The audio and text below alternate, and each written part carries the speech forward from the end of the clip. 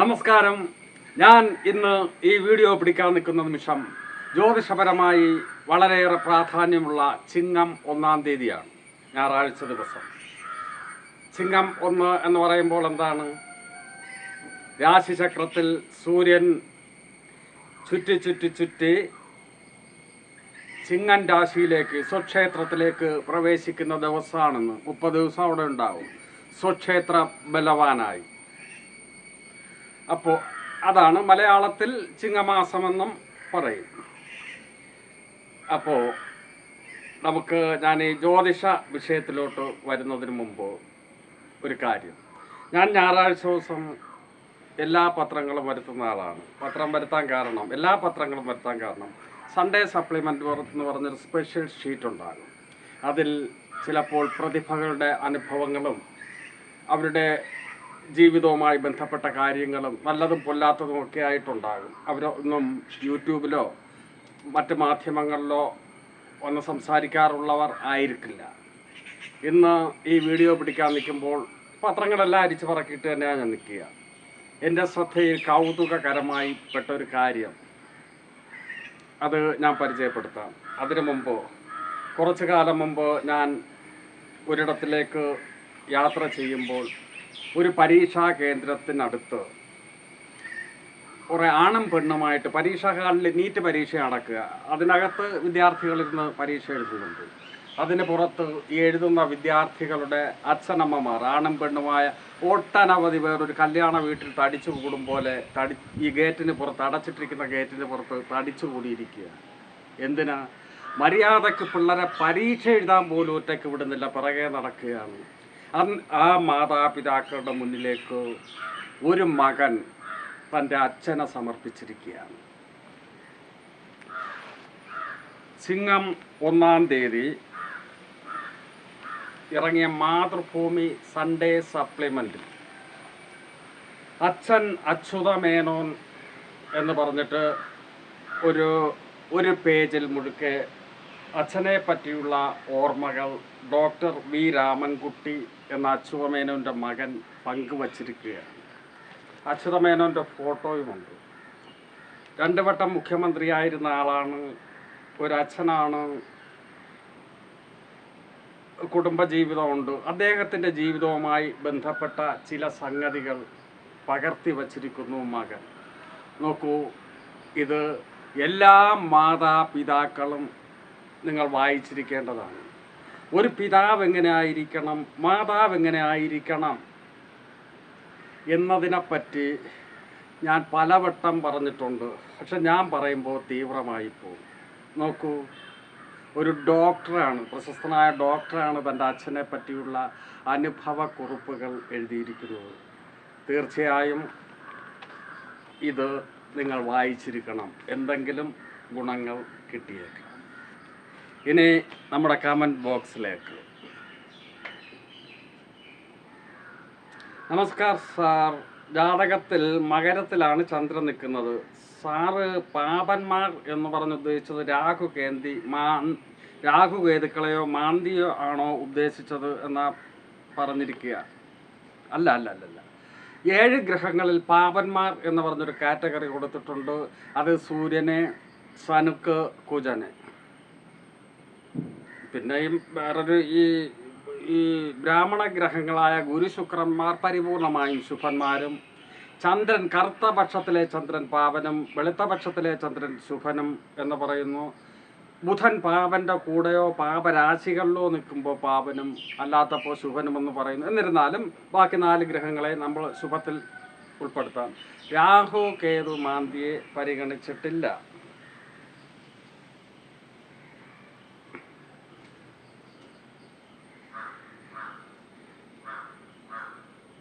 Sir, എൻ്റെ ആത്മകാരക ഗ്രഹവും ലഗ്നാധിപനും സൂര്യനാണ്, ചിങ്ങലഗ്നം. ഈ ലഗ്നക്കാരൻ്റെ ആത്മകാരക സൂര്യനാണ്, ചിങ്ങം ലഗ്നം, രവി മേടത്തിൽ. രവി ത്രികോണത്തിലാണ് നിൽക്കുന്ന 9-ൽ. മേടൻ രാശി ഉച്ചരാശിയാണ്. ഉച്ചരാശിയിൽ ലഗ്നാധിപൻ ഭാഗ്യസ്ഥാനത്ത് ഉച്ചനായി നിൽക്കുന്നു. ഈ ഒറ്റ കാരണം കൊണ്ട് തന്നെ അസാധ്യ ബലമുള്ള ജാതകമാണ് ഇതെന്ന് മനസ്സിലാക്കണം. ജീവിതത്തിൽ ആ ബലം വന്നിട്ടില്ല എങ്കിൽ എന്താ ചെയ്യേണ്ടത്? നമ്മുടെ കുഴപ്പമാണെന്ന് മനസ്സിലാക്കി പരിശ്രമിക്കുക. നല്ല ഉയർച്ചയിലേക്ക് എത്താൻ സാധ്യതയുണ്ട്. ബാക്കി ഗ്രഹങ്ങളെയും കൂടെ നോക്കണം കേട്ടോ. സാർ, ഒരു രാശിയിൽ വാർദ്ധക്യാവസ്ഥയിൽ നിൽക്കുന്ന ഗ്രഹമാണോ ആ രാശിയിൽ ഏറ്റവും കൂടുതൽ സഞ്ചരിച്ച ഗ്രഹം? അത് ആവുമോ ഗ്രഹം? ഒന്ന് വിശദീകരിക്കാമോ? ആണ്. അങ്ങനെയാണെങ്കിൽ അങ്ങനെ മനസ്സിലാക്കുള്ളൂ. പക്ഷേ വാർദ്ധക്യാവസ്ഥയിൽ പല ഗ്രഹങ്ങളും ഉണ്ടാകാമല്ലോ. നമുക്ക് ഏറ്റവും സൂക്ഷ്മത കിട്ടുന്നത് ഗ്രഹസ്ഫുടം നോക്കുക. ഒരു രാശിയിൽ ഏറ്റവും കൂടുതൽ സഞ്ചരിച്ചിരിക്കുന്ന ഗ്രഹം ഏത്? വേറെ ദുരൂഹതയിലേക്ക് പോണ്ട. എൻ്റെ സാറേ, ഞാൻ മഞ്ജു ആണ്. എൻ്റെ ഒരു പ്രിയ പ്രേക്ഷകയാണ്. മഞ്ജുവിനൊരു ഹായ് തരുന്നു ഞാൻ. നമസ്കാരം സാർ. പറഞ്ഞ കാര്യങ്ങൾ 100% ശരിയാണ്. ഇപ്പോൾ ചിന്തിക്കുന്നത് പോലെ പഴയ കാലത്ത് ജീവിതം മതിയായിരുന്നുവെന്ന് തോന്നുന്നു. ഒരു അടിയുമില്ല, വഴക്കുമില്ല. അന്നത്തെ സ്ത്രീകൾക്ക് സഹനശക്തി കൂടുതലായിരുന്നു. എൻ്റെ കൂപ്പുകൾ ഞാൻ പറഞ്ഞതിന് വിരുദ്ധമായിട്ട് കാര്യങ്ങൾ ഒരല്പം മനസ്സിലാക്കിയിരിക്കുന്നു തോന്നുന്നു. ഓരോ കാലഘട്ടത്തിനെയും പഴയ കാലഘട്ടത്തിലെ തിരിച്ച് ഈ കാലഘട്ടത്തിൽ കൊണ്ടുവരാൻ പറ്റില്ല. ടെക്നോളജി വളർന്നു, ജീവിത സാഹചര്യങ്ങൾ മാറി, വിദ്യാഭ്യാസ സമ്പ്രദായങ്ങൾ മാറി. അന്നത്തെ വിദ്യാഭ്യാസമല്ല, ഇന്ന് ഒരുപാട് ശാഖകളുണ്ട് വിദ്യാഭ്യാസത്തിന്. അതുകൊണ്ട് തന്നെ അത് സാധ്യമല്ല. ഇപ്പോഴത്തെ സമ്പ്രദായം അനുസരിച്ച് മര്യാദക്ക് ജീവിക്കുക. ഒരു കുടുംബജീവിതത്തിന് അത്യാവശ്യം ചിലർ കരുതുന്നു സ്ത്രീയുടെ സഹനശക്തിയാണ് ആവശ്യമെന്ന്. സ്ത്രീക്ക് മാത്രം എന്തിനാ സഹനശക്തി? പുരുഷന് സഹനശക്തി ആവശ്യമില്ല. അല്ലെങ്കിൽ തന്നെ എന്തിന് പരസ്പരം സഹിക്കുന്നു? എൻ്റെ ആവശ്യമില്ല. ജീവിതം എന്ന് പറഞ്ഞാൽ സഹിച്ചു തീർക്കേണ്ടതല്ല. സ്ത്രീ ഒരിക്കലും സഹിക്കേണ്ട കാര്യമില്ല. അവൻ അനുയോജ്യനല്ലെങ്കിൽ പോടാ എന്ന് പറയണം. അതിനാണ് വിദ്യാഭ്യാസവും വരുമാനവും വേണം എന്ന് ഞാൻ പറഞ്ഞത്. ഇതിനെപ്പറ്റിയുള്ള എങ്ങനെയാണ് മര്യാദക്ക് ഒരു ദാമ്പത്യ ജീവിതം നയിക്കേണ്ടത് എന്നതിനെപ്പറ്റി ഉള്ള വീഡിയോസുകൾ ഞാനിടാം. കുറേ പ്രാവശ്യം വിചാരിക്കുന്നു ഇടാൻ കഴിയുന്നില്ല, സമയം കിട്ടും. ഇതെൻ്റെ ജോലിയല്ല. ഒന്നാമത് ഡെയിലി 6ഉം 7ഉം വീഡിയോ പിടിക്കുന്നവരുണ്ട്. അവർക്ക് അത് മാത്രം മതി. അതുകൊണ്ട് അവർ ഭക്ഷണം കഴിക്കുന്നുണ്ട്. പക്ഷേ ഇതെൻ്റെ അങ്ങനെ തൊഴിലല്ല ഇത്. എനിക്ക് എൻ്റേതായ തിരക്കുകളുണ്ട്. അത് കഴിഞ്ഞ് ഇത് എൻ്റെ എൻ്റർടൈൻമെൻ്റാണ്. അപ്പോൾ നമുക്ക് ഞാൻ രവിയുടെയും ചന്ദ്രൻ്റെയും രവിയും ചന്ദ്രനും ആത്മകാരകനായി വന്നാലുള്ള ഫലം, അവർ നല്ല രീതിയിൽ നിൽക്കുകയാണെങ്കിൽ ഒരു ഫലം, കൊല്ലാത്ത രീതിയിൽ നിൽക്കുകയാണെങ്കിൽ മറ്റൊരു ഫലം. ഇനി കുജനിലോട്ട് കിടക്കാം. ധൈര്യം, വീര്യം, പരാക്രമം, ലീഡർഷിപ്പോ അറിയാമല്ലോ. കുജന്റെ കാരകത്വങ്ങൾ അങ്ങനെയാണ്. എടുത്തുചാട്ടത്തിൻ്റെ ആളാണ്. സൈന്യാധിപത്യം, രാശിചക്രത്തിൽ സൈന്യാധിപൻ എന്ന ഒരു പോസ്റ്റ് നൽകിയിട്ടുണ്ട്. പിന്നെ വശക്കേടായാൽ അടിപിടി, അക്രമം, മോഷണം, പിടിച്ചുപറി എന്നിത്യാദി സംഗതികളും കൊടുത്തിട്ടുണ്ട്. അപ്പോൾ കുജനാണ് ആത്മകാരകനായി വരികയും കുജൻ നല്ല പൊസിഷനിൽ നിന്ന്, നല്ല പൊസിഷനിലും മോശം പൊസിഷനിലും അങ്ങനെ നിൽക്കുന്നു. നമുക്ക് അത് രാശിയും ഭാവങ്ങളും മറ്റ് ഗ്രഹങ്ങളുടെ ദൃഷ്ടി കൊണ്ടുപോയി നോക്കാൻ പറ്റും. അത് ഡീപ്പായിട്ട് പോകുന്നില്ല. ഞാൻ പെട്ടെന്ന് പറഞ്ഞു പോകുന്നു. എനിക്കിന്ന് കുജൻ്റെയും ബുധൻ്റെയും ഗുരുവിൻ്റെയും പറയണമെന്നുണ്ട്. അടുത്ത ആഴ്ചയോടുകൂടി ശുക്രൻ്റെയും ശനിയുടെയും പറഞ്ഞിട്ട് വൈൻഡപ്പ് ചെയ്യണമെന്നുമുണ്ട്. അപ്പോൾ കുജൻ ആത്മകാരകനായി വരികയാണെങ്കിൽ, നല്ല പൊസിഷനിലാണെങ്കിൽ നല്ല ലീഡർഷിപ്പ് ഉള്ള ആളായിരിക്കും. സൈന്യാധിപനാണ്. പോലീസിൽ യൂണിഫോം ജോബിൽ നല്ല അയാൾ അങ്ങനെ ആണെങ്കിൽ അതിലൊരു കേമത്വം കാണിക്കും. അയാൾക്ക് കീഴെയുള്ള ഓഫീസർമാർ അയാൾ പറഞ്ഞാൽ അനുസരിച്ചിരിക്കും. ഇതൊന്നുമില്ല. വീട്ടിലാണെങ്കിലും നല്ലൊരു ലീഡർഷിപ്പായിരിക്കും. തൻ്റെ കുടുംബത്തിലേക്ക് വേണ്ടി പ്രതിസന്ധികളെ, അത് ശാരീരികമായിരുന്നാലും മാനസികമായിരുന്നാലും കരുത്തോടുകൂടി നേരിടാനും മുന്നോട്ട് നയിക്കാനും പ്രാപ്തനായ ഒരാളായിരിക്കും കുജൻ. അതായത് ഉത്തരവാദിത്വങ്ങളിൽ നിന്ന് ഒഴിഞ്ഞു മാറില്ല. വൈകാരികത പെട്ടെന്ന് കയറി ഭരിക്കില്ല. മറിച്ച് കുജൻ വശക്കേടിലാവുകയും ആത്മകാരകനാവുകയും ചെയ്താൽ ഇതിൽ നേർ വിപരീതമാണ്. എല്ലാ സമൂഹത്തിൽ നടമാടുന്ന എല്ലാ തെണ്ടിത്തനങ്ങളും അയാൾ കാണിക്കും. മദ്യപാനം, ചൂതാട്ടം, അടിപിടി, അക്രമം, മോഷണം ഇത്യാദി സമൂഹം പൊല്ലാത്തതെന്ന് കരുതുന്നതിൽ ചെന്ന് ചാടും. ലൈംഗിക കാര്യങ്ങൾ പോലെ ഇണയുമായിട്ടുള്ള ലൈംഗികതയിൽ ഏർപ്പെടുമ്പോൾ ഒരു സാഡിസ്റ്റ് മനോഭാവമായിരിക്കും. ഇണയെ ശാരീരികമായി ക്രൂരമായി വേദനിപ്പിക്കുന്നതിൽ രതിസുഖം കണ്ടെത്തുന്നവനായിരിക്കും. അപ്പോൾ ഈ കുജനൊക്കെ ഏഴിൽ നിൽക്കുകയാണെങ്കിൽ പിന്നെ ഇവൻ കല്യാണം കഴിക്കാതിരിക്കുന്നതാണ് സത്യമാണ്. അങ്ങനെ അനുഭവത്തിൽ കാണാറുണ്ട്. അടുത്ത ബുധനെ പറ്റി ഓരോ ഗ്രഹങ്ങളുടെ ജനനത്തെപ്പറ്റിയും കാര്യങ്ങളെപ്പറ്റിയൊക്കെ ഒരു പുരാണ കഥകൾ പറഞ്ഞിട്ടുണ്ട്. ഇത് കഥയാണെന്ന് കണ്ടാൽ മതി. ഗുരുവായ ബൃഹസ്പതി ഇവിടെ ശിഷ്യനായിരുന്നു ചന്ദ്രൻ. ഒരിക്കൽ ബൃഹസ്പതിക്ക് ഒരു ദൂരയാത്ര പോകേണ്ടി വന്നതുകൊണ്ട് കുറേ കാലത്തിലേക്ക് ഗുരുപത്നിയെ നോക്കിക്കൊള്ളണമെന്ന് പറഞ്ഞിട്ടാണ് ബൃഹസ്പതി പോയത്. പക്ഷേ ഈ ചന്ദ്രൻ ഒരു പണി ഒപ്പിച്ചു. ഗുരുപത്നിയായ താരയുമായി ശാരീരിക ബന്ധത്തിലേർപ്പെടുകയും അതിനൊരു കുഞ്ഞുണ്ടാകുകയും ചെയ്തു. അതാണ് ബുധൻ. അപ്പോഴത്തേക്കും ബൃഹസ്പതി തിരിച്ചു വന്നപ്പോൾ കാര്യം പറഞ്ഞു, ഈ ചന്ദ്രനെ ശപിക്കുകയാണ്. എന്നാലും ഗുരുവാണ്, ശപിച്ചാൽ പോലും അതിനൊരു പരിധിയുണ്ട്. ഗുരുശാപം ഏറ്റുവാങ്ങി, ഞാനിത് കഴിഞ്ഞതിൽ പറഞ്ഞില്ല എന്ന് തോന്നുന്നു. ഇങ്ങനെ ഒരു ഗുരുശാപം ചന്ദ്രന് കിട്ടിയത് കൊണ്ടാണ് ചന്ദ്രൻ വശക്കേടായി ബുദ്ധിമുട്ടിൽ നിൽക്കുകയാണെങ്കിൽ രക്തബന്ധങ്ങളോ ഗുരുബന്ധങ്ങളോ ഒന്നും നോക്കാതെ ഈ രതി വൈകൃതത്തിൽ ഏർപ്പെടാനുള്ളൊരു മാനസികാവസ്ഥ അവനോ അവൾക്കോ ഉണ്ടാകാനുള്ളൊരു സാധ്യതയുണ്ട്. അതിൻ്റെ ലക്ഷണങ്ങളൊക്കെ ഞാൻ പിന്നെ പറയാം.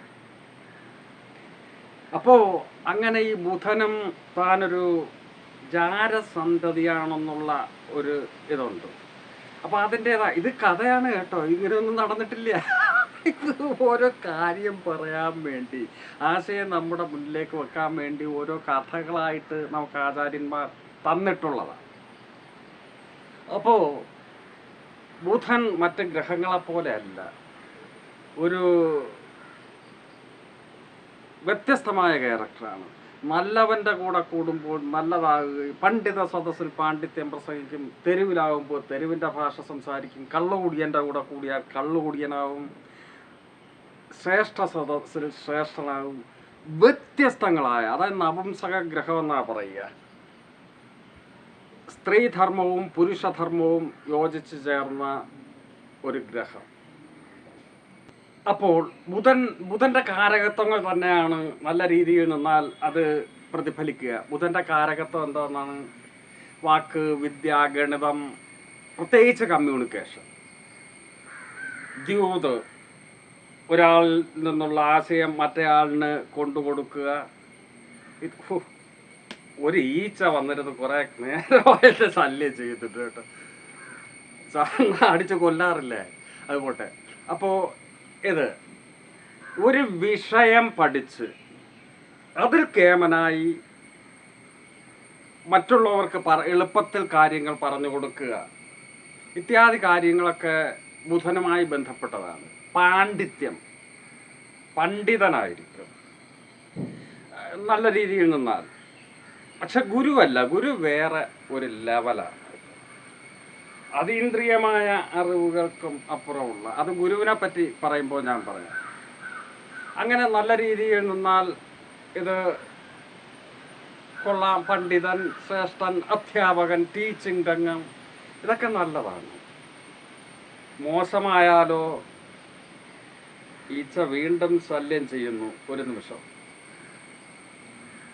അപ്പോൾ മോശമായാലോ വഴക്കിൻ്റെയും വക്കാണത്തിൻ്റെയും കള്ളുകുടിയുടെയും അല്ല കുജന് പറഞ്ഞതുപോലെ തന്നെയാണ്. അതിന് നേർ വിപരീതം. അടുത്ത് ഞാൻ ചുരുക്കി പറഞ്ഞു പോവുകയാണ് കേട്ടോ. അടുത്ത് ഗുരുവിൻ്റെ കൂടെ എനിക്ക് പറയേണ്ടതുണ്ട് എന്നുള്ളത് കൊണ്ട്. ഗുരു ബൃഹസ്പതി എന്ന് പറഞ്ഞാൽ വലുത്, ഗുരു എന്ന് പറഞ്ഞാലും വലുത് തന്നെ. ഗുരു അതീന്ദ്രിയാനുഭവങ്ങളുടെ ആത്മജ്ഞാനങ്ങളുടെ ആളാണ്. ബുധനെ പറഞ്ഞതുപോലെ ഒരു പഠിച്ച വിഷയവുമായി ബന്ധപ്പെട്ട് അത് പഠിപ്പിക്കുകയല്ല ചെയ്യുക. ഇനി ചാടിച്ചോടിച്ചാടിച്ച് പഠിപ്പിക്കുക, അല്ല ഒരു നിവൃത്തിയില്ല. അപ്പോൾ ഞാൻ പറഞ്ഞു വന്നത്, ഈച്ച കോൺസെൻട്രേഷൻ തെറ്റിച്ച് ഗുരു മുന്നറിവുകളെ ആ കാലത്തിനും അന്നത്തെ ജീവിത നിലവാരത്തിനും അനുസരിച്ച് അതിനെ പരിഷ്കരിച്ച് തൻ്റേതായ സംഭാവനകൾ കൂടി അതായത് മുമ്പ് പറഞ്ഞു വച്ചിരിക്കുന്നത് അതേപടി പറഞ്ഞു കൊടുക്കുകയല്ല. ആചാര്യന്മാർ മുമ്പ് പറഞ്ഞതിന് ഈ കാലത്തിന് അനുയോജ്യമായി എടുത്ത് പരിഷ്കരിച്ച് നല്ല രീതിയിൽ ആളുകൾക്കായി പ്രദാനം ചെയ്തു കൊടുക്കുന്നു, പ്രതിഫലേച്ഛയില്ലാതെ. ചില വിദേശ ചാനലുകളിൽ ആത്മീയം എന്ന് ഞാൻ ഉദ്ദേശിക്കുക ഈ മതപരമായ സംഗതികൾ. ആത്മീയം എന്ന് പറയുമ്പോൾ ഞാൻ നമ്മെ പറ്റിയുള്ള അന്വേഷണം. അപ്പോൾ ആത്മീയമായോ മറ്റ് ഇതുമായിട്ടോ ബന്ധപ്പെട്ട് ചിലർ വളരെ മനോഹരമായി ഈ കാലഘട്ടത്തിലെ ജീവിതം എങ്ങനെ ജീവിക്കണമെന്ന്, ദാമ്പത്യ ജീവിതം അടക്കം വളരെ മനോഹരമായി അവർ പറയും. അപ്പോൾ അവർക്ക് ചാനലൊന്നുമില്ല. പക്ഷേ ചാനൽ നടത്തുന്ന ചില വിദഗ്ധന്മാരായ വേന്ദ്രന്മാർ ഇവരുടെ അടുക്കൽ പോയി ചോദ്യങ്ങൾ ചോദിക്കുകയും അവരെ കൊണ്ട് ഇങ്ങനെ പറയിപ്പിക്കുകയും അത് ഷൂട്ട് ചെയ്തെടുത്ത് ഇവരുടെ ചാനലിലൂടെ ഇവർ കാശുണ്ടാക്കും. അത് നല്ല കാര്യം തന്നെ. അവർക്ക് കാശ് കിട്ടും. ഇവരുടെ മഹത് വചനങ്ങൾ നമുക്കായി അവർ കേൾപ്പിച്ചു തരികയും ചെയ്യും. അവർക്ക് പ്രതിഫലേച്ഛയില്ല. അവർക്കങ്ങനെ വലിയ ആവശ്യങ്ങളും ഇല്ല. മറ്റുള്ളവരുടെ നന്മയ്ക്കായി നോക്കൂ. നമ്മൾ ഒരാൾക്ക് സമ്പത്ത് കൊടുക്കുന്നതിനേക്കാൾ നല്ലത്, മറ്റ് ജീവിത സൗകര്യങ്ങൾ കൊടുക്കുന്നതിനേക്കാൾ നല്ലത് അറിവ് കൊടുക്കുന്നത്. അറിവിന് അപ്പുറം പകരം വെക്കാൻ മറ്റൊരു സമ്പത്തും ഇല്ല. അപ്പോൾ ഗുരു ആത്മകാരകനായി വരികയും നല്ല രീതിയിൽ നിൽക്കുകയും ചെയ്യുകയാണെങ്കിൽ ആത്മീയ കാര്യങ്ങൾ, അത് ഏത് വിഷയം ഏത് വിഷയം പറയുന്ന ആളാവട്ടെ, ഇപ്പം കെമിസ്ട്രി അധ്യാപകൻ തന്നെ ആണ് എന്നിരിക്കട്ടെ, മുന്നേ എഴുതി വച്ച ചെറിയ സിദ്ധാന്തങ്ങൾ കുട്ടികൾക്ക് പറഞ്ഞു കൊടുക്കുക മാത്രമല്ല, അയാളുടേതായ ഒരു കൈകടത്തലും കണ്ടുപിടുത്തങ്ങളും ഊഹങ്ങളും ഒക്കെ ഉണ്ടാവുക. ജ്യോതിഷവും എല്ലാ ശാസ്ത്രവും അങ്ങനെ തന്നെയാണ്. അപ്പോൾ നീതിമാനായിരിക്കും, വൈകാരികത അയാളെ സ്പർശിക്കുകയില്ല. വൈകാരികതയുടെ തനിമൂർത്ത ആളാണ് ചന്ദ്രനെങ്കിൽ ഇത് പക്വമതിയായ ഒരാളായിരിക്കും എന്ന് മാത്രമല്ല, മറ്റുള്ളവർക്ക് ഒരു ഉപദ്രവവും ഉണ്ടാകുകയുമില്ല. തനിക്കെന്തെങ്കിലും ഉപദ്രവങ്ങൾ നേരിട്ടാൽ പോലും അത് സമചിത്തതയോടെ ശാന്തതയോടെ നേരിടാനും അനാവശ്യ പ്രതികരണങ്ങൾക്ക് പോകാതിരിക്കുകയും ചെയ്യും എന്നുള്ളതാണ്.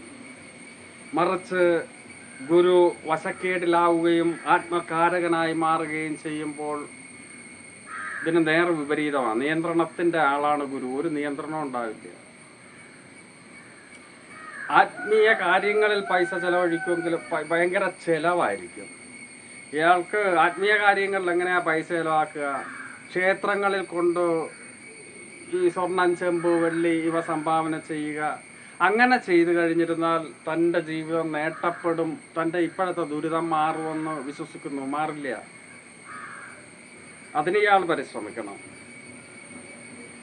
വീട്ടിൽ ഭാര്യയ്ക്ക് ഓപ്പറേഷന് വച്ചിരിക്കുന്ന തുക അത് ഓപ്പറേഷന് തന്നെ ചിലവാക്കണം. ആ പൈസ എടുത്ത് അമ്പലത്തിലോ പള്ളിയിലോ എവിടെയെങ്കിലും ആരാധനാലയത്തിൽ കൊണ്ട് കൊടുത്തിട്ട് എൻ്റെ ഭാര്യയെ സുഖപ്പെടുത്തണമെന്ന് പറഞ്ഞാൽ പറ്റുകയില്ല, നടക്കുകയില്ല. നാം നമ്മുടെ കർമ്മം തന്നെ ചെയ്യേണ്ടിയിരിക്കുന്നു. കർമ്മം ചെയ്തിട്ട് ഈശ്വരനെ വിളിച്ചോളൂ. പലപ്പോഴും +2 പരീക്ഷ കഴിഞ്ഞിട്ട് റിസൾട്ടിൻ പ്രഖ്യാപിക്കുന്നതിൻ്റെ തലേ ദിവസമായിരിക്കും പെൺകുട്ടികളും ആൺകുട്ടികളും അമ്പലങ്ങളിലും പള്ളികളിലും ചെന്ന് മുട്ടിട്ട് വിളിക്കുക, കാണിക്കയിട്ടിട്ട് എനിക്ക് 10A+ തരണേ, 10A+ തരണേ, അല്ലെ വീട്ടിൽ കയറ്റൂല. ദൈവം എങ്ങനെ 10A+ കൊടുക്കും ഇവർക്ക് പഠിക്കാതെ പരീക്ഷ എഴുതാതെ? അപ്പോൾ സ്വന്തം കർമ്മം അനുഷ്ഠിച്ചിട്ട് ഈശ്വരനോട് പ്രാർത്ഥിക്കൂ. രണ്ടും കൂടെ മിക്സ് ചെയ്യൂ. കർമ്മം അനുഷ്ഠിക്കാതെ ഈശ്വരന് കൈക്കൂലി കൊടുത്തിട്ട് കാര്യമില്ല. അപ്പോൾ അങ്ങനെ ഉള്ള വിഭാഗമായിരിക്കും അത്. നല്ലതായിരുന്നതിന് നേർ വിപരീതം. മറ്റത് ആത്മീയ അന്വേഷണമാണ്. അവർക്ക് ആത്മീയ അന്വേഷണത്തിന് കാശ് ചെലവില്ല. അപ്പോൾ ഇത്തരം കാര്യങ്ങളാണ് ചെറിയ രീതിയിൽ, ഡീപ്പായിട്ട് ഒരുപാടുണ്ട്, ചെറിയ രീതിയിൽ എനിക്ക് പറയാനുള്ളത്. ഇനി അടുത്ത് ശുക്രനും ബുധനും. അപ്പോൾ ഈ വ്യാഴം നല്ല രീതിയിൽ നിൽക്കുകയാണെങ്കിലും പൊല്ലാത്തത് ഞാൻ പറഞ്ഞു കഴിഞ്ഞു. അടുത്ത് ശുക്രനും ശനിയും പറഞ്ഞു കഴിഞ്ഞ ശേഷം രണ്ടും വ്യത്യസ്തങ്ങളായ ഗ്രഹങ്ങളാണ് ശുക്രനും ശനിയും. ഒന്ന് ഭൗതിക ജീവിതത്തിലെ സുഖലോലുപത സൂചിപ്പിക്കുന്ന ശുക്രൻ, മറ്റേത് ഒരു ഫിലോസഫർ ഗ്രഹമാണ്. നമ്മൾ ഇവിടുത്തെ ജീവിതയാത്ര അവസാനിപ്പിച്ചിട്ട് മടക്കി കെട്ടി പഴയ സ്ഥലത്തിലേക്ക് പോകാൻ നമുക്ക് ഒരു സൂചന തരുന്നു. അതൊക്കെ ഒരു സന്തോഷത്തിൻ്റെ സൂചനയല്ലേ? നമ്മൾ ഒരു വിദേശവാസം കഴിഞ്ഞ് വീട്ടിൽ അച്ഛനെയും അമ്മയെയും ഒക്കെ കാണാൻ വരുമ്പോൾ ഒരു സന്തോഷം ഉണ്ടാവില്ലേ? ആ സന്തോഷം അനുഭവിക്കാൻ കഴിയണം മരണസമയത്ത്. അങ്ങോട്ട് പോകാൻ സമയമാകുമ്പോൾ അതിന് സൂചന നൽകുന്ന ഒരു ഗ്രഹമാണ് ശനി. എന്നാൽ ഈ ശനിയും ശുക്രനും സുഹൃത്തുക്കളുമാണ്, ബന്ധുഗ്രഹങ്ങളുമാണ്. അവരെ പറ്റി പഠിച്ച ശേഷം അടുത്ത് ഈ ആത്മകാരകൻ ഓരോ ഭാവങ്ങളിൽ നിന്നാലുള്ള റിസൾട്ട് അതൊക്കെ കുറച്ച് പറഞ്ഞു വെച്ച ശേഷം നമുക്ക് അതിനടുത്ത എപ്പിസോഡിൽ അടുത്ത കണ്ടന്റിലേക്ക് കടക്കാം എന്നാണ് ഞാൻ ആഗ്രഹിക്കുക. ചിലപ്പോൾ എനിക്ക് സമയം കിട്ടുമെങ്കിൽ ഇടയ്ക്ക് അടുത്ത തിങ്കളാഴ്ചക്ക് അകം ഉച്ചക്കല്ല, രാത്രി 9 മണിക്ക് ജ്യോതിഷേതര വിഷയങ്ങൾ കുറച്ചെനിക്ക് സംസാരിക്കണമെന്നുണ്ട്.